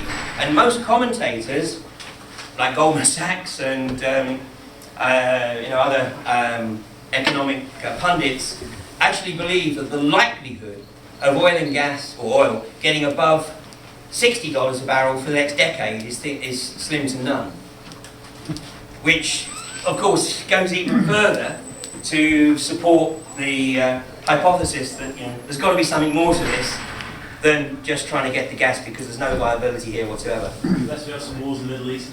Well, funny you should say that, and of course that's what's going on right now. And in fact, I wrote an article earlier today where I said, because I have made that observation before, that you know, of course, if somebody knew there was a war coming, then and then of course what's going to happen is that anybody who opposes this industry is going to be accused of being unpatriotic and so you can see how unfortunately that all plays. I hope to goodness that sanity prevails in Parliament tonight, but I've got a nasty feeling it won't. Yeah. Just talking about the sanity of the politicians that are here with. So any other questions? Colin? Yeah, we're talking a lot tonight about the disposal of the nuclear waste. And funny enough, just this afternoon I was just bouncing around on Facebook and the subject came up. And it was somebody just got involved at Upton. And they're asking that very question. Well, hang on, this is not economically viable, so what's going on? And I said, well, there is this sort of seemingly hidden agenda there. It's not so hidden anymore, it's creeping forwards.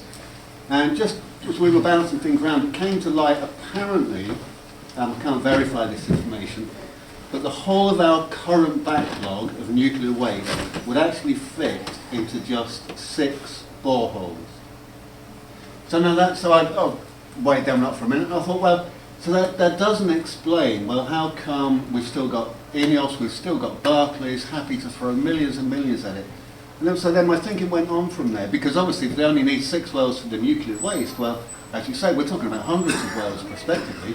So then you have to think, well, France next door, they've got a lot of nuclear waste, haven't they? We already import it from you know, Yeah. and then you go on from there, you know, so, and then you think, well, hang on, you know, are we going to be the nuclear waste dumping ground of the globe? Yeah. Well, I mean, interesting you should make that point, because part of the original discussions with EDF about their participation in the Hinkley Sea was taking French nuclear waste. But now, interestingly, and there's a documentary that I would encourage you to watch. It's called Into Eternity, and it's actually a documentary about Finland's efforts to deal with their nuclear waste, which is a lot less than ours. But they have built a deep disposal facility. But Finland, of course, is somewhat less densely populated than the UK, and their deep facility is 250 kilometres to the northwest of Helsinki. But it's worth watching the documentary just to see the facial reaction and the facial expressions of some of these scientists when they're asked the questions about how long this nuclear waste will remain toxic. And they're like, well, about 100,000 years.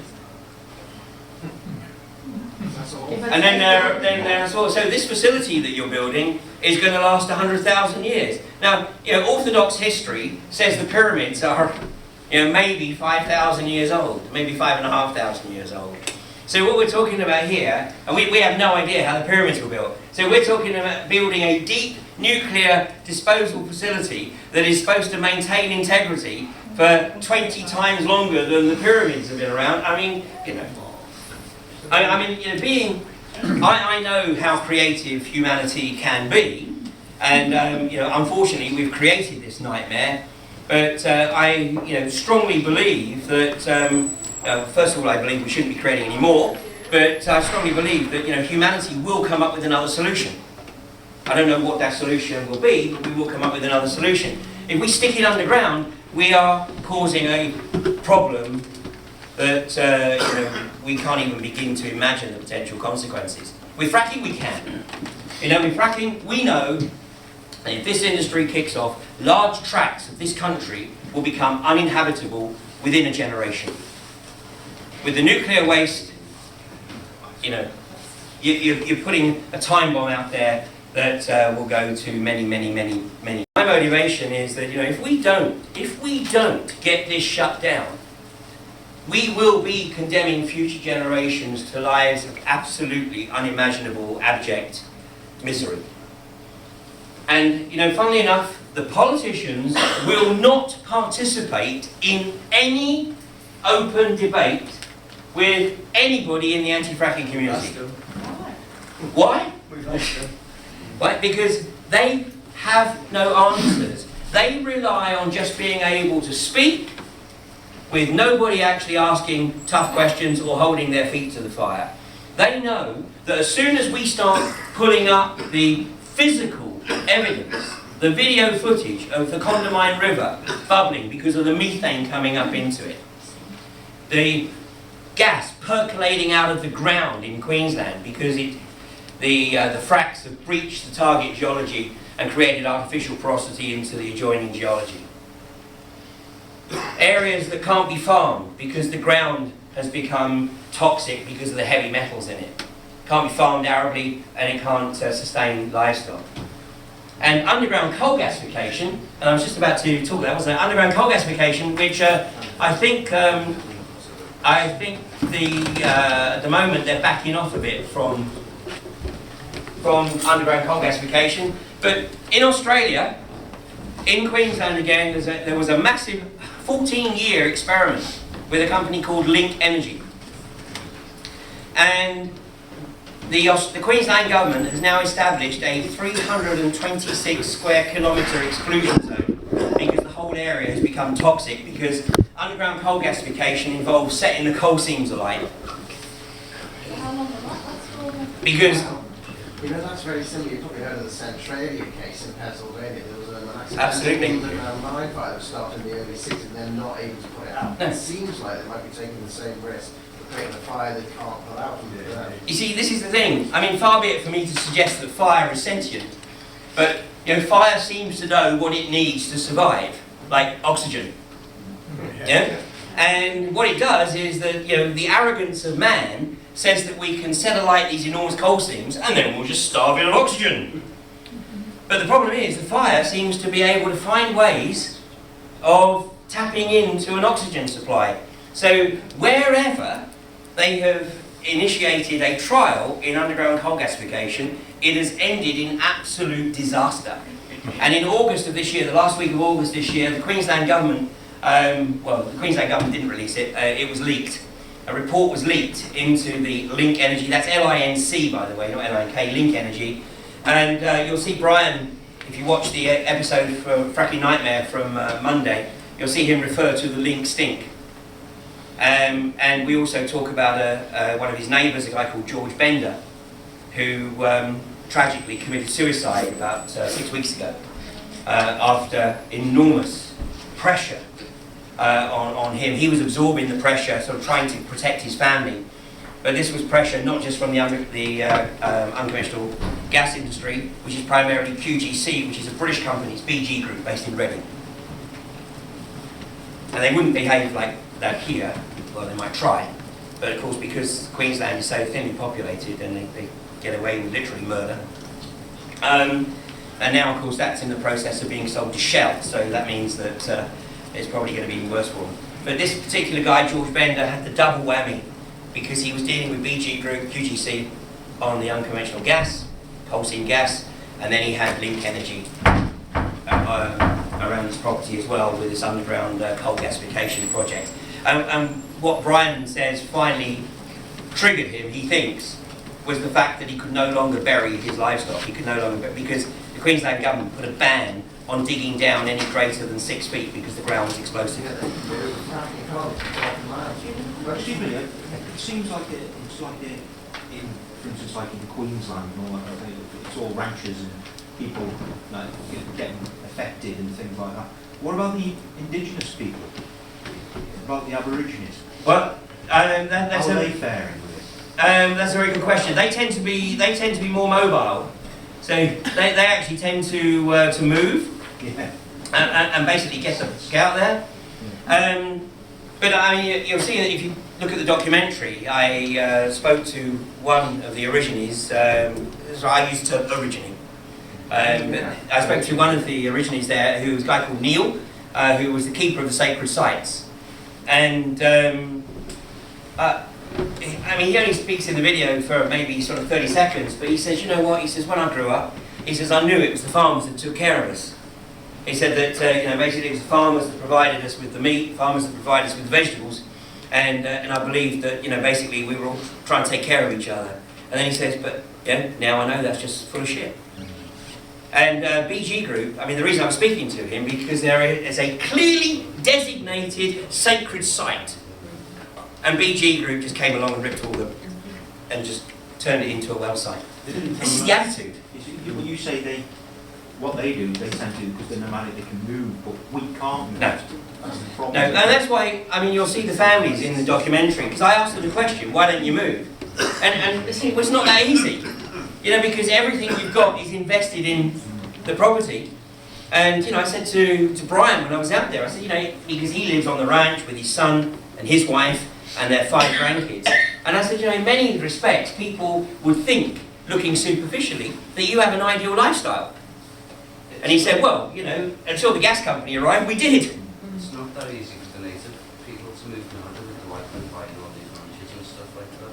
Well, I mean, there's another issue in Australia. They're actually trying to get the Aborigines to hand over their sovereignty to the state. I mean, yeah. How was it discovered that the possible plan for nuclear waste, so this is just out of the blue completely, fracking has been talked about in the mainstream media, at least we know what fracking is. Where's this nuclear waste idea even going to come from? The government, on their white paper. So it is something that is published, something you can... Oh yeah, absolutely, but you're not going to see anything of it in the mainstream media. Because the mainstream media is controlled. Plant it whenever they want, and nobody, not your council, not your MP, has any right to tell them that they can't. The frightening thing I see, and it seems to be a prelude for the future, is kind of from what you said about the origins there having their rights taken away. But here, where we're having our rights taken away, is a slow erosion of civil liberties. Yes, absolutely. Absolutely correct. And in fact, I mean, it's a very interesting point you make, because Brian makes the point in the discussion on Monday, and he says that the gas companies now own 2% of southern Queensland. Because what's happened is that, you know, in the landowners have basically just in the end given up and sold out. And what they've done is they've taken obviously a fraction of the value of the property, but just enough to be able to get the hell out of the area. So Brian says they've got 2% of southern Queensland, and if they just keep going, then eventually the corporations are making the land grab. Yeah. And another political argument I've heard is that kind of like being you know, like if we did this, we'd be energy independent from the likes of, you know, Russia and things like that. Another kind of like, this is what I heard. Okay, let me answer that. First of all, we get our gas from the European grid, right? So it's sold at the European grid price. I mean, even in the US right now, you know, the gas that's mined there, a lot of it is basically ready to be exported, because that's the bigger market for it. You know, that's why INEOS are building reception tanks at Falkirk, so ready for the imports before they start producing their own. So you know, there's So that's just blind then, say. totally. And the next thing is, we don't get any of our gas from Russia. I mean, the number of times I hear that. Interestingly, Centrica actually have a contract that enables them to tap into Russian gas from a month ago. And that would be the first time, and I don't know that Centrica have taken up on that option, but that would be the first time that we've imported gas from Russia. Our gas either comes from our own domestic resources in the southern North Sea, or primarily from Norway, and then some from Western Europe. But, and the rest of the balance comes from Qatar. Yes. You know this legislation that they did for the nuclear waste? Yeah. If we had a change of government, that could be reversed, couldn't it? Well, you know, that's why I think you see so much in the media about Jeremy Corbyn will never become Prime Minister. I think they know damn well he's got a good chance. Especially after, you know, a few more years of this government's agenda being exposed.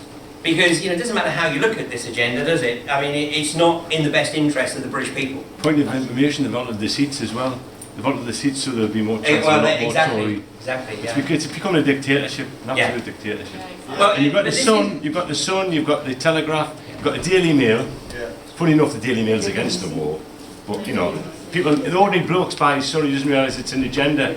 All Tory. This is why. You've got Labour, which is like soft left wing. This is why this is so important. And the Daily Mirror, that's the only one. This is why the community groups are so important. You know, I mean, in Misson, in South Yorkshire, it's a small community, about, I think it's something like about 500 properties. And, you know, they had a small group that was anti, it's iGas over there as well.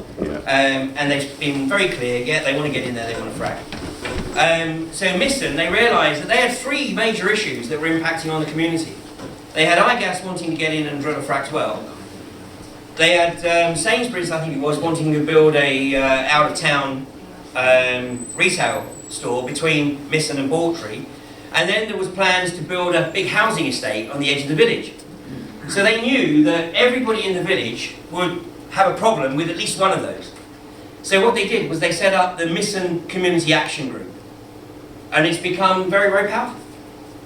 So, you know, they're now fielding their own candidates in their own, you know, local elections. And it's not necessarily, you know, the panacea, but it's a start.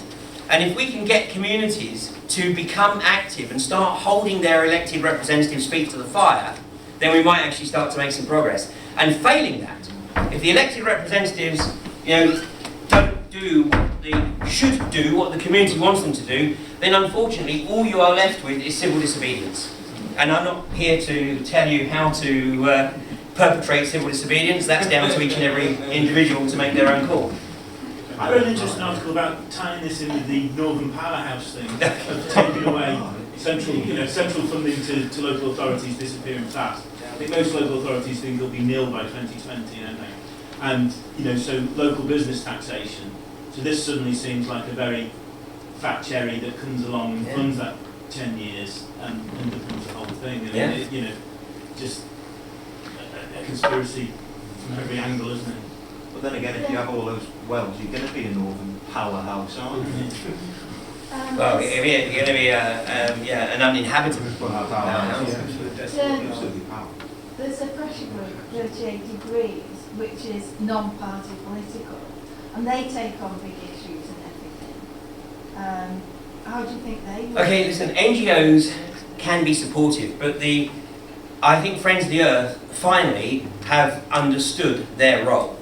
Because a couple of years ago, you know, Friends of the Earth were like, yes, this is an issue, we'll pick it up. And fortunately, we're like, no, we don't want anyone to be picking up an issue as an NGO. And then earlier this year, the new chief executive of Friends of the Earth actually held a press conference. And he made it very clear. He said, our role is changing. Our role is to support communities. And that's absolutely right. You know, so I take my hat off to Friends of the Earth because I think they've done a great job. Because what they've done is they've supported Lancashire, they've supported East Yorkshire, North Yorkshire, and basically they've said, how can we help? And that's exactly how it should function. 38 Degrees, I'm sorry, but I'm going to tell you, 38 Degrees, as far as I'm concerned, is parasite. Because 38 Degrees trawls email addresses and donations. It puts a little bit back into making some nice videos every now and again, but where it makes its money is selling email addresses onto the corporations that it's trawled from its appeals. This country, unfortunately, is almost unique in the petition. And the petition is a black hole. Petition is a social safety valve. What it's set up to do is to give people the impression that by signing the petition or putting their name on a petition, that's it, they've done their bit, and now the elected representatives will do what they're supposed to do. No, they won't. The whole point of a petition is to try to make people politically inactive.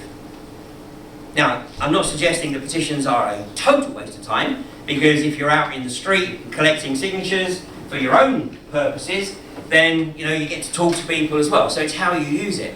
But people who sign up to these online petitions, like a Vars and 38 Degrees or 360, it's a black hole. So it's look at the tools that are out there, and work out how they can best be utilised for your community. But I can't stress enough. Ultimately, this comes down to each community, and each community deciding whether or not it's actually going to allow the trucks to roll in. And ultimately, unfortunately, from what I see right now, that is going to mean that there will have to be some element of civil disobedience. That doesn't mean to say you have to get arrested.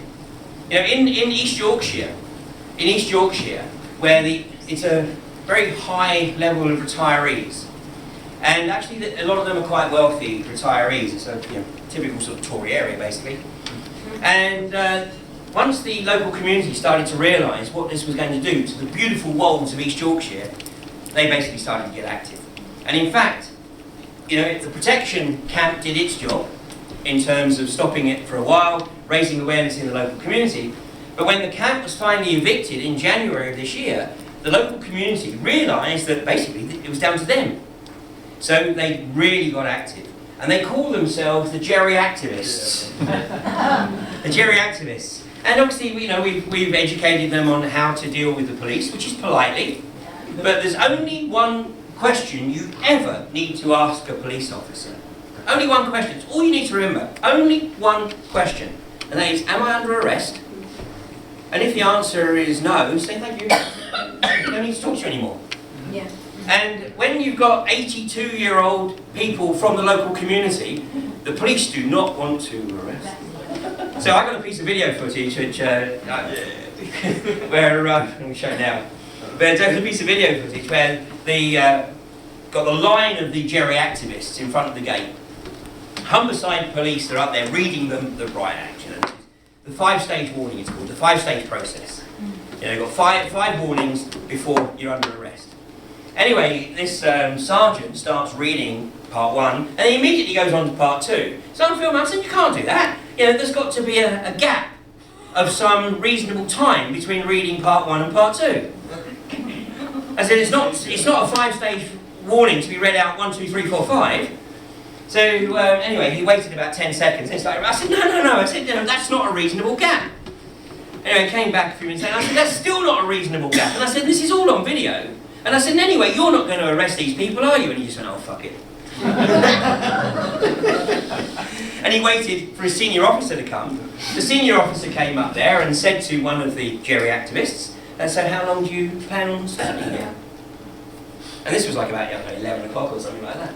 And they said, well, because they were blocking the truck from coming out. They said, well, lunchtime? And the police officer went, okay. So, you've got this line of a dozen or so people, average age probably 75, just standing there, and then come 1 o'clock, they just got in their cars. But all of this contributed to Rathlin Energy on August the 12th this year saying, you know what, fuck it, we're just not going to go to Crawley Hill. Because they knew that the local community were not going to give them a free ride. So it is actually the police that move you on after the camp has been evicted then? Like the bailiffs and everybody go, it's just the police that have to deal with it? Yeah, basically once if a camp is removed, and then people are there, then the police effectively become the corporate enforcement officers, working on behalf of the corporations to provide access. But the police also know, and the police have told us this, if there is enough people from the local community, they are not going to enforce it. It comes down to numbers. You know, Humberside Police made it very, very clear to us in East Yorkshire that whilst they had the numerical superiority, they were not going to facilitate peaceful protest. How did that go for them? Well, on the day that we did have numerical, or the weekend that we had numerical superiority, I mean, this guy here, I have never seen a guy knocked to the ground so many times, bounce straight back up, and there was no way they were going to arrest anybody.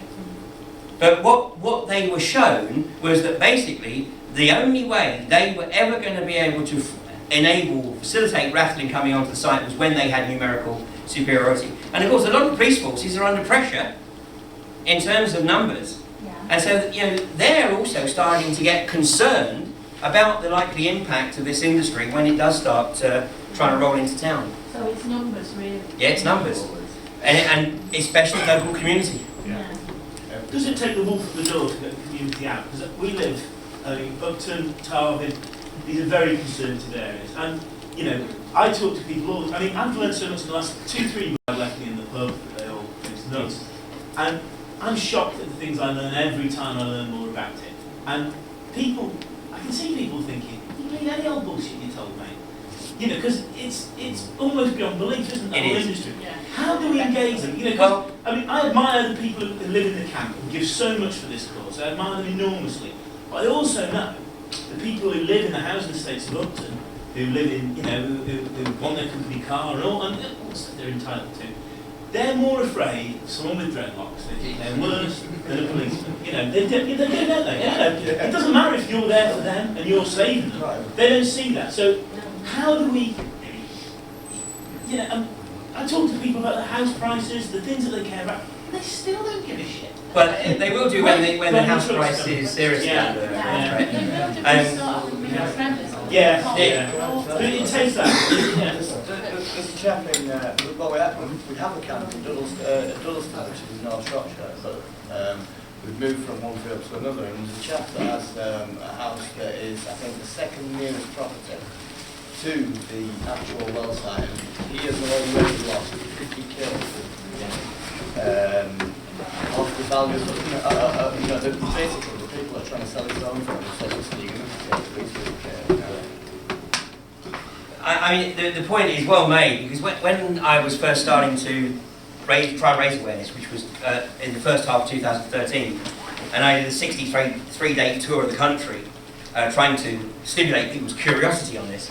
And, you know, and I would show them the physical evidence of the water contamination, the soil contamination, the negative health impact. You know, Aaron Jenkins being told he has to sleep in a gas mask because of the level of gas created by the flares at night.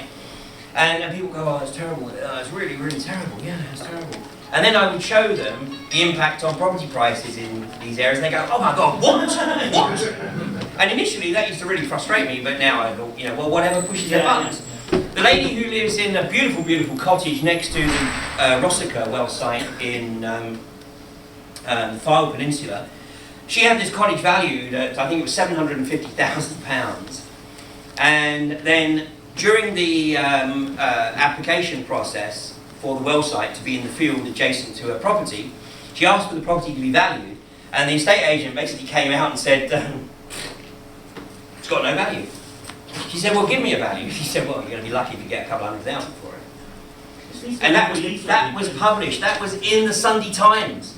In fact, the Sunday Times, I think, ran a full-page spread on her situation. It doesn't matter where this industry turns up.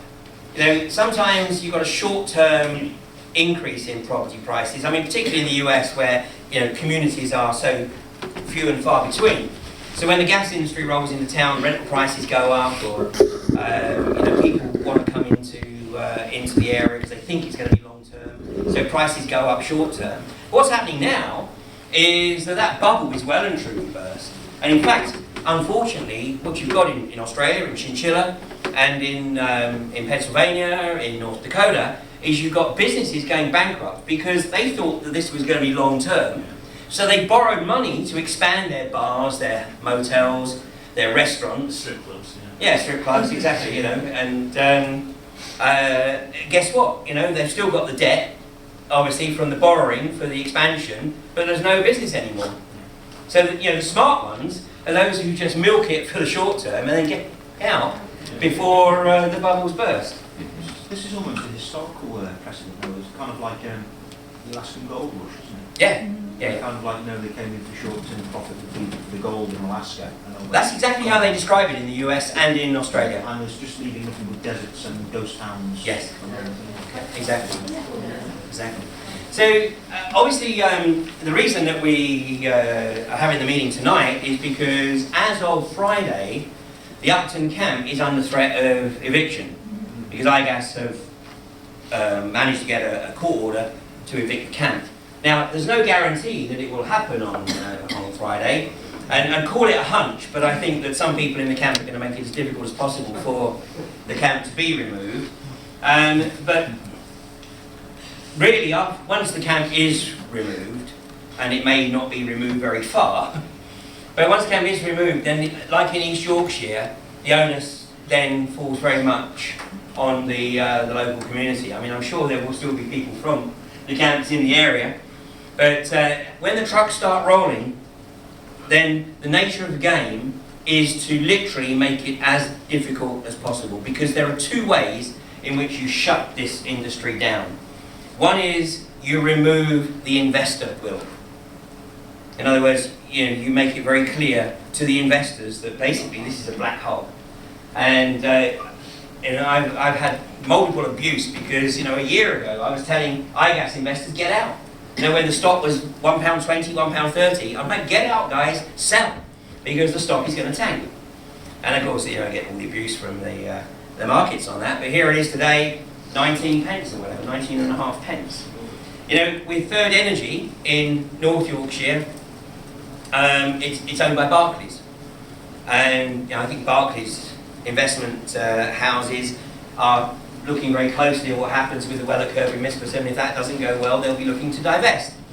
Rathlin Energy is owned by Connell in Canada. Connell has announced that it's selling up all of its assets in Canada because it's going to focus its interests in the UK. Now that is industry rhetoric for we're losing our ass in Canada, so we're going to try and recover something of that in the UK. I think that Rathlin, like IGAS, is a prime candidate to be taken over by the likes of Ineos. But so investor will is the first thing to remove, and the second thing is political will. And unfortunately, I think at the moment it seems that we're going to have a lot more chance of getting investors, whether they be the market, i.e. in the case of IGAS, or the private investors like Whittaker or Ratcliffe or Barclays, to just say, that's a black hole, we need to be out of this industry. How strong is Quadrilla? Quadrilla is owned primarily by Centrica and AJ Lucas. AJ Lucas is an Australian company, and that's in the toilet. Their stock price is, hanging on in there, it's a few cents. I think it's about 25 cents, which is about 12.5 pence or something. And Centrica. And if it wasn't for Centrica, Quadrilla would be in a world of hurt. Sorry? How's France and Germany? France has banned. They managed to ban it. Yeah, well, France just actually, the people just actually just went along and just literally uplifted the cables that you sort of direct out, so they just went, we're not having it, end off, and they literally got involved. And it was Sarkozy, when he was president, he put a ban on fracking in France, and then when Francois Hollande became president, he continued the ban. And then a company, a Texan company called Studback, actually took the French government to court, claiming that by instituting the ban, the French government had denied them the opportunity to get their lawful revenue. Right. Well, that went to court. It went to the highest court in France, the Conseil Constitutionnel, and the courts ruled that basically the government ruling was right, it should stay in place, and consequently unconventional gas exploitation is banned in France. The problem, and this is the first time I've mentioned this tonight, is TTIP, the Transatlantic Trade Investment Partnership, which is the other problem coming down the road, which is the attempt by the corporations to establish a raft of legislation which rises above national and EU legislation and would enable the corporations to take the government to court for loss of revenue. Now, that's another battle. It's a big battle, it's a massive battle, but you know, let's keep this manageable. For them, thank you. That's my dad. Dan, can I call you back? If these shares are going so low, wouldn't, you know, they like jump then, aren't they? Wouldn't it be good if we all bought some when they're like pence, so that we could stop them doing things? I think you'd have to buy a hell of a lot. Yeah. I mean, it's a nice idea. I mean, certainly you could buy a few and go to their AGM. And cause trouble. Absolutely. Yeah, at least you get through the door. Unfortunately, it wouldn't matter how many I owned, they wouldn't let me through the door. Well, we complain about that. Okay, well, it is 20 to 10, and I said we'd be wrapped by about 9:30. The camp is still there, and will hopefully be there for a while. And then, if you do have any more questions, then please go down to the camp. And I can tell you, these guys with the dreadlocks, they're not really that scary. Yeah. They're lovely guys, and you will get a very, very warm welcome. And you will also find that they are incredibly knowledgeable. You know, these are not just random protesters. These are people that have committed themselves to fighting this insidious industry in this country. They are extremely well informed, so you not only get a cup of tea, you'll also get their insights from their research. And then hopefully, obviously, we spread this through the community. And then I have some of the DVDs of the documentary at the back. And obviously we made this a public meeting. There have been some costs, and if you do feel you can make a donation towards the cost of the evening, then there's a couple of buckets by the door. And there's a whole bunch of information as well, I think, which Olive has on the table there. And you please spread the word. We also have for visitors coming from America. Oh, really? These guys from the States? Which part of the States are you from? Texas. From? Texas. Texas. Whereabouts in Texas? North Texas. In the Barnett Shale. Denton, Texas. Yes. Dallas, Denton. Yeah. So, would you disagree with anything I've said tonight? Nope. No. Anything that you want to add? Yeah, I mean, everything he pretty much touched on the horrors of fracking, and I guess I could just say from experience living in Denton, Texas, where we had over 280 wells in our community. It created literally just a nightmare, and this kind of resistance that they're doing out at Frack Free Upton is baseline, like what should be going on. I mean, if you can learn anything from what has happened in Texas or Pennsylvania or anywhere else, I mean, people's lives are on the line, and it's important to remember that. Yeah, absolutely. And of course, Denton on the Barnett Shale, and interestingly, Dallas-Fort Worth, which of course is an oil city. I mean, much of Dallas's wealth was based on the hydrocarbons industry. Well, Dallas-Fort Worth has effectively made unconventional gas exploitation illegal within the city limits. Now, they're not dumb enough to just put an outright ban on it, because they would upset a lot of people, in the oil and gas industry. So what they did was they introduced legislation that prevented any well from being drilled or fracked within 1,500 meters of a residential property or a public building. And because of that, it effectively made the area inside the city limits off limits. And all around the US, I mean, there are communities that are trying to challenge the industry. The sad thing is, and this is what we have to be very careful about in this country, the sad thing is that what has been determined in the US is that the corporation takes precedent over the private citizen. And that legislation has been overturned. It's not still in effect. You can drill within that limit that you said of houses, schools, hospitals. Yeah, earlier this year in Texas, there was a bill put forward basically by the industry called HB 40, which in the language it says anything that's deemed commercially reasonable. This is after we got our ban and Denton. Anything that's not deemed commercial, or anything that's deemed commercially reasonable, takes precedence over any other law or legislation. So. And over the private citizen. And over the private citizen. Right. Yeah. So, well, thanks very much for coming over here. Thanks for obviously supporting the camp at Upton. I mean, you know, to be honest, if it wasn't for the experience in the US and the experience in Queensland, our job would be a lot more difficult. You know, so you know, I mean, obviously, it's very sad what's happened, you know, right across the US and in Queensland. But on the other hand, if it hadn't, then you know, we would be really behind the 8 ball, I think. So thanks very much. Anyway, thank you very much for sharing the evening with me. Thank you.